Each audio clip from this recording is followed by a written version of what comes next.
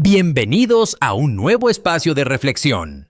Hoy vamos a sumergirnos en las aguas, a veces turbias, a veces cristalinas, del fútbol de élite. Y es que el fútbol moderno ya no se juega solo en el césped durante 90 minutos. Se juega en los despachos, en las salas de redacción, en los comités disciplinarios y sobre todo en la mente de los jugadores. Tenemos sobre la mesa un menú fascinante, desde decisiones de los comités que desafían la lógica, hasta los caprichos del mercado de fichajes, pasando por la cruda realidad de quienes ven cómo su tiempo en un club gigante se agota. ¿Por dónde empezamos a desenredar esta madeja? Es un punto de partida perfecto, porque precisamente esa idea de que el fútbol es un ecosistema que va mucho más allá del balón es lo que define la actualidad. Si te parece, pues, Guy, ¿qué siente? Podemos empezar por ese terreno pantanoso que son los despachos y la justicia deportiva. Hay un tema que está haciendo mucho ruido y que expone una maquinaria mediática y burocrática fascinante. Hablamos de cómo se miden las sanciones dependiendo del color de la camiseta. La reciente reducción de la sanción por aquella patada tan violenta, sin el balón en juego, es un caso de estudio sobre cómo la presión institucional puede alterar la realidad escrita en un acta arbitral. ¡Exacto! Es que el contraste es demoledor. Si analizamos fríamente los datos, vemos que el comité ha decidido obviar una parte fundamental del acta arbitral para rebajar un castigo a un solo partido. Y esto no sería tan escandaloso si no tuviéramos precedentes idénticos. Hay casos recientes de otros jugadores de distintos equipos donde el árbitro redactó exactamente las mismas palabras. Dar una patada a un adversario con uso de fuerza excesiva sin opciones de jugar el balón. Mismas palabras, misma infracción, pero un resultado diametralmente opuesto en la sanción. ¿Cómo se le explica esto al aficionado que pide equidad? No se le puede explicar desde la lógica deportiva, sino desde la sociología del poder. Es la metáfora perfecta de la balanza trucada. Cuando tienes un entorno mediático que repite incesantemente un relato, que bombardea con teorías de conspiración y que mantiene vivo un ruido ensordecedor sobre supuestos robos históricos, creas un clima de intimidación. Los comités, al final, están formados por seres humanos que leen la prensa y sienten esa presión. Lo irónico, y hasta poético en su cinismo, es que mientras se benefician de estas decisiones de despacho, la narrativa oficial sigue siendo la del victimismo. Es una estrategia brillante pero letal para la credibilidad de la competición. Y mientras esa maquinaria sigue girando y acaparando portadas, el fútbol real sigue su curso, a veces dejándonos historias de lo que pudo ser y no fue. Historias de puertas correderas. Recientemente, un mediocampista de talla mundial, uno de los mejores en su posición y campeón de Europa, confesó que su destino pudo haber sido muy distinto. Justo antes de firmar por su actual equipo en Italia, hubo una oferta formal sobre la mesa para vestir de azulgrana durante una de las etapas más convulsas del club, aquella época de transición en los banquillos. ¿Te imaginas el efecto mariposa que habría supuesto ese fichaje? Es un ejercicio de imaginación fascinante. Hablamos de un jugador que es un auténtico prestidigitador del balón, alguien que dicta el tempo del partido con una precisión quirúrgica. En aquel momento, el club catalán era un barco en medio de una tormenta perfecta. Crisis económica, cambios de entrenador, falta de identidad. Si él hubiera aterrizado allí, ¿habría sido el faro que guiara al equipo o habría sido arrastrado por el caos? Lo que nos enseña su historia es lo volátil que es el mercado. Una llamada en el último minuto lo cambió todo. Él eligió la estabilidad de un proyecto en Italia que lo quería desesperadamente. Y el tiempo le ha dado la razón. Es un recordatorio de que, en el fútbol, el éxito no solo depende del talento, sino de estar en el lugar adecuado en el momento preciso. ¡Totalmente! Y hablando de estar en el lugar adecuado y de talento, me parece interesantísimo rescatar las palabras de una leyenda croata que conoce perfectamente lo que pesa esa camiseta. Al analizar el momento actual del equipo, con esa irrupción deslumbrante de jóvenes talentos que acaparan todos los focos y portadas, esta leyenda hizo una pausa y señaló en otra dirección.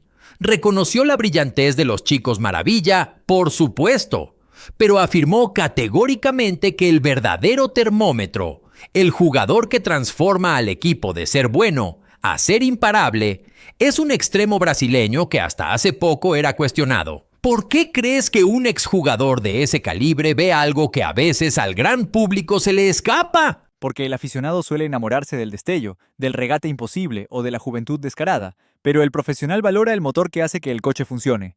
Esta leyenda sabe que los equipos campeones no se sostienen solo con magia, necesitan estructura, intensidad y resiliencia.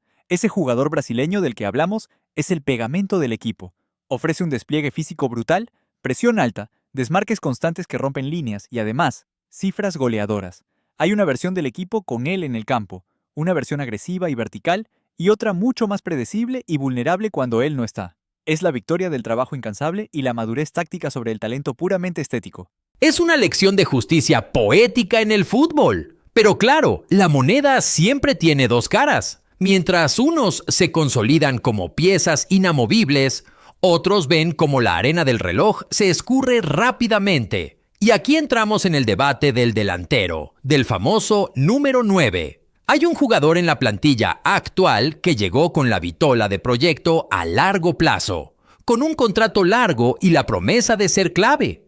Sin embargo, las temporadas pasan, la irregularidad se ha convertido en su sombra, y la paciencia, que en la élite es un bien muy escaso, parece haberse agotado.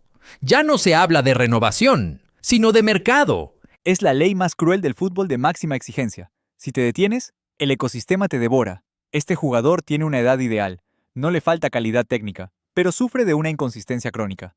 En un club que aspira a ganarlo todo, no puedes permitirte tener un delantero que desaparece durante tramos cruciales de la temporada. El problema de fondo es estructural. El equipo necesita planificar la sucesión de su delantero centro veterano. Si el veterano renueva por su gran rendimiento y se busca a un titular de primer nivel mundial en el mercado, el jugador del que hablamos queda completamente sin espacio. Se convierte, de la noche a la mañana, en moneda de cambio. Y ese concepto, moneda de cambio, debe ser psicológicamente devastador para un deportista de élite. Saber que tu club ya no te ve como parte del proyecto, sino como un activo financiero para abaratar otras operaciones, ya sea en Italia o en Madrid. La gran incógnita aquí es la voluntad del jugador, porque tiene un contrato blindado por varios años más. ¿Cómo se gestiona esa tensión entre un club que necesita hacer caja o liberar masa salarial y un jugador que legítimamente puede atrincherarse en su contrato? Es una partida de ajedrez donde ambas partes juegan con el tiempo. El club empezará a filtrar información, a dejarlo en el banquillo, a enviarle mensajes indirectos a través de la prensa para hacerle ver que su ciclo ha terminado. Es una táctica de desgaste. Por su parte, el jugador tiene que hacer un ejercicio de profunda honestidad brutal consigo mismo. ¿Vale la pena aferrarse a un contrato en un lugar donde ya no eres la prioridad, arriesgando los mejores años de tu carrera deportiva en el ostracismo? La historia nos dice que los jugadores que aceptan dar un paso al lado, buscar un entorno con menos presión donde puedan volver a sentirse importantes, suelen relanzar sus carreras. Pero el ego y la comodidad financiera son anclas muy pesadas. Sin duda, el mercado de fichajes es un teatro de sombras. Y en ese mismo teatro vemos cómo se mueven los hilos para reforzar otras posiciones, como la portería.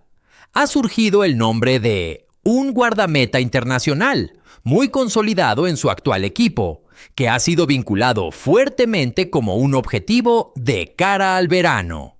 Cuando se le preguntó al respecto, su respuesta fue un manual de comunicación de crisis. Juró lealtad absoluta a su club. Dijo estar centradísimo, pero dejó caer una pequeña pausa y un nunca se sabe al final. Esa pausa lo dice todo, ¿verdad? Absolutamente. En el lenguaje no verbal y en la semántica de los futbolistas, ese nunca se sabe es el equivalente a dejar la puerta de tu casa abierta de par en par con un cartel de bienvenida. Es el equilibrio perfecto. No ofendes a tu afición actual. Demuestras respeto por la institución que te paga, pero le envías un guiño clarísimo al equipo grande que te está sondeando. Sabe perfectamente que su contrato se acerca a una zona de renegociación. Ese rumor no solo le halaga deportivamente, sino que es la mejor herramienta de apalancamiento que puede tener su representante. Es un recordatorio de que en el fútbol, cada declaración pública es una jugada estratégica. Es fascinante ver cómo todo está conectado. Hemos viajado desde la hipocresía en los despachos disciplinarios, pasando por los caprichos del destino en los fichajes, hasta llegar a la cruda realidad del rendimiento diario y las estrategias de supervivencia en el mercado. Todo esto nos demuestra que el fútbol es un reflejo perfecto de la sociedad. Hay injusticias, hay segundas oportunidades, hay trabajo silencioso que finalmente es recompensado. Y hay un implacable reloj que no perdona a nadie. Y quizás, esa sea la mayor lección que nos deja el análisis de hoy. En la élite, el talento te da la entrada al gran escenario, pero es la capacidad de adaptación, la fortaleza mental para soportar el ruido y la inteligencia, para leer los tiempos del mercado lo que determina si te conviertes en leyenda o en una simple anécdota. El balón nunca deja de rodar, y la maquinaria que lo rodea, tampoco. Nos quedamos con esa reflexión profunda. ¿Quién logrará adaptarse mejor a esta maquinaria implacable en los próximos meses? Las respuestas, como siempre, las dictará el tiempo. Gracias por acompañarnos en este viaje por las entrañas del deporte rey.